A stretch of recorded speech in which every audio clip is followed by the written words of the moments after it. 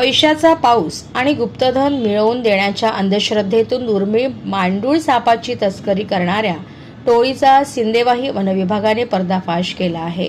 मंगळवारी रात्री रत्नापूर येथे टाकलेल्या धाडीत 5 आरोपींना ताब्यात घेण्यात आले असून मुख्य सूत्रधार अद्याप फरार आहे.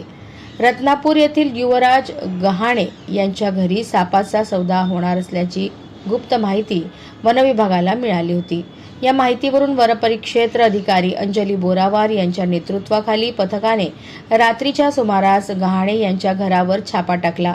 यावेळी 3.5 ते 4 फूट लांबीचा जिवंत मांडूळ साप जप्त करण्यात आला.